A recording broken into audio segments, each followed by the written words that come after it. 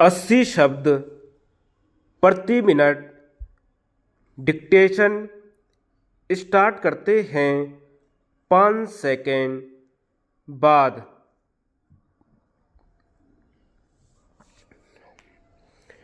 Make in India अभियान।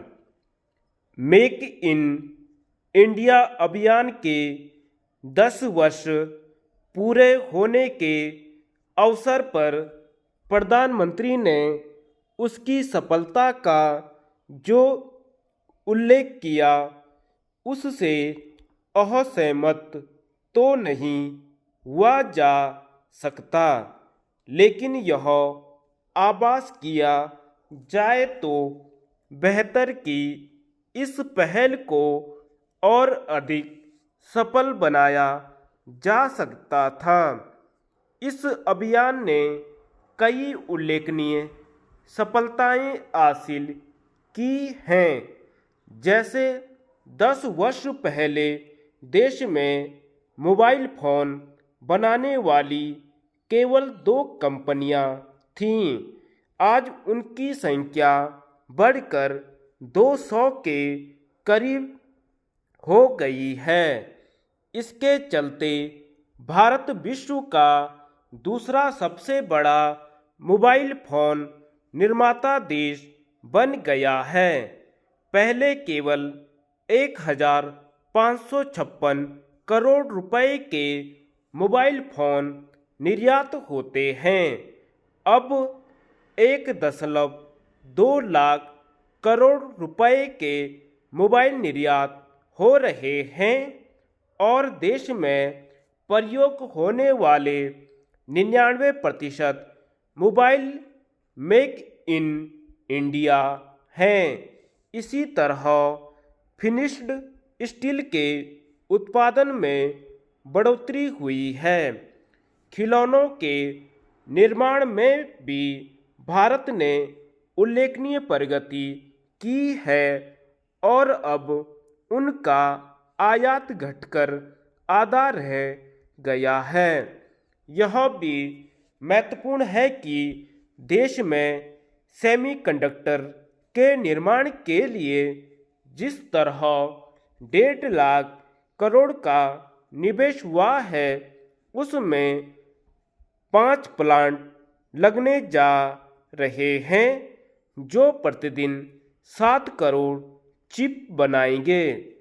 भारत नवीकरणीय ऊर्जा के उत्पादन में अब दुनिया में चौथे नंबर पर है और देश का ईवी उद्योग अब $3 अरब तक पहुंच गया है।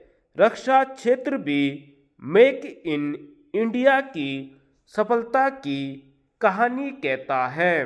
देश का रक्षा निर्यात 21,000 करोड़ रुपए के आंकड़े को पार कर गया है और अगले 5 वर्षों में इसे बढ़ाकर 50,000 करोड़ रुपए करने का लक्ष्य रखा गया है।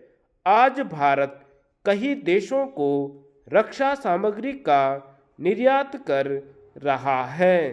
यह कहा जा सकता है कि मेक इन इंडिया अभियान ने रक्षा क्षेत्र की तस्वीर बदलने का काम किया है। ऐसी ही तस्वीर अन्य क्षेत्रों में भी बदलनी चाहिए थी, लेकिन ऐसा नहीं हो सका।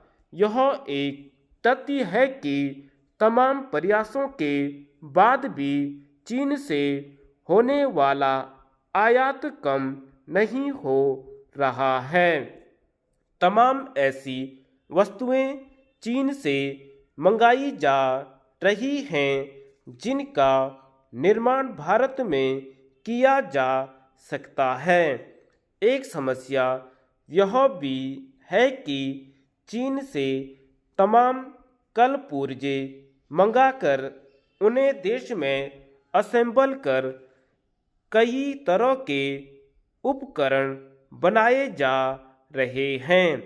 समझना कठिन है कि भारतीय उद्योगपति वह सब देश में क्यों नहीं बना सकते जिसके निर्माण की संभावनाएं देश में हैं। इनमें से कुछ वस्तुएं तो ऐसी हैं जो पहले भारत में बनती भी थीं।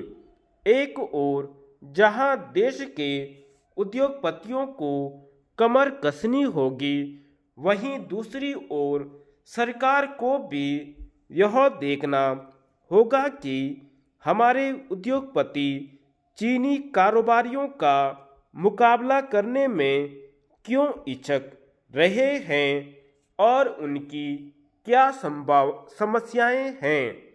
कुल मिलाकर मेक इन इंडिया अभियान कुछ हद तो सफल है, लेकिन अभी बहुत कुछ हासिल किया जाना है। धन्यवाद।